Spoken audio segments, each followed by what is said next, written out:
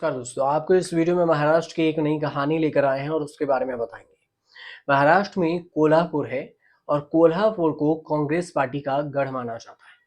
2019 के विधानसभा चुनाव में कोल्हापुर लोकसभा की 6 में से 3 सीटों पर कांग्रेस ने जीत दर्ज की थी। 2024 के लोकसभा चुनाव में कांग्रेस को कोल्हापुर की 6 में से 5 विधानसभा सीटों पर बढ़त मिली।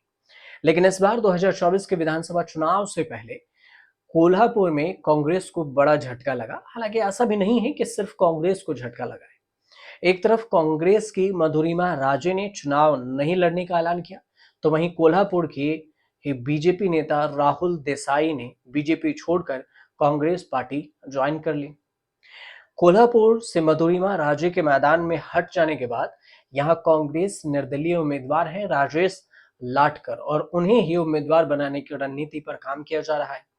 लाटकर को चुनाव आयोग से प्रेशर कुकर का चुनाव चिन्ह मिला। लाटकर 2022 में कांग्रेस में आए थे, लेकिन इस बार टिकट न मिलने से उन्होंने निर्दलीय ही पर्चा दाखिल कर दिया। अब बदली हुई परिस्थिति में कांग्रेस की स्थानीय इकाई राजेश को ही समर्थन देने के पक्ष में है।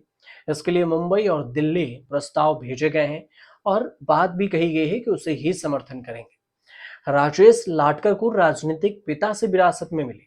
उनके पिता भरत लाटकर सेवा दल के बड़े नेता थे। हालांकि राजेश कुछ सालों के लिए शरद पवार की पार्टी में गए थे, लेकिन बाद में राजेश ने आधिकारिक घोषणा तब की और कांग्रेस की तरफ से नहीं की गई, और कहा जा रहा है कि दिल्ली से हरी झंडी मिलते ही राजेश के नाम पर प्रेस कॉन्फ्रेंस कर दी जाएगी कि वो उनको कांग्रेस वहां पर समर्थन करेगी। कोल्हापुर में राजेश का मुकाबला होना है वो शिंदे के शिवसेना के राजेश क्षीर सागर से होना है। दोनों राजेश के बीच में होगा। कोल्हापुर नॉर्थ सीट से मधुरिमा राजे को टिकट दिलाने में महाराष्ट्र की विधान परिषद के सदस्य रहे सतेज पाटिल, इन्होंने बड़ी भूमिका निभाई। मधुरिमा ने जब टिकट वापस किया तो उन्होंने पहली सूचना सतेज पाटिल को दी थी, और इस पर लोगों के बीच में पाटिल रोने लगे। पाटिल का कहना था कि मुझे आखिरी वक्त में उन्होंने जानकारी दी।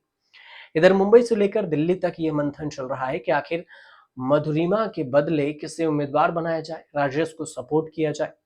मधुरिमा राजे की बात करें तो छत्रपति कोल्हापुर सीट से लोकसभा सदस्य और शाही परिवार के सदस्य शाहू छत्रपति की बहू हैं। कोल्हापुर नॉर्थ सीट पर 2019 में कांग्रेस के सिंबल पर जयश्री यादव ने जीत हासिल की थी, और इस बार पार्टी ने जयश्री की जगह छत्रपति साहू महाराज के वंशज मधुरिमा राजे को टिकट दे दिया। इससे नाराज जयश्री यादव ने शिंदे के शिवसेना का दामन थाम लिया। कोल्हापुर नॉर्थ सीट 2009 में अस्तित्व में आया और उस वक्त शिवसेना को यहां से जीत मिली थी। 2024 में भी शिवसेना ने ही यहां से जीत हासिल की। 2019 में कांग्रेस की चंद्रकांत यादव जीतकर विधानसभा पहुंची। 2022 में उनका निधन हो गया तो कांग्रेस ने बाद में उनकी जगह पर उनकी पत्नी को मैदान में उतारा। अब महाराष्ट्र की 288 विधानसभा सीटों के लिए चुनाव है और इसमें 4140 उम्मीदवार मैदान में।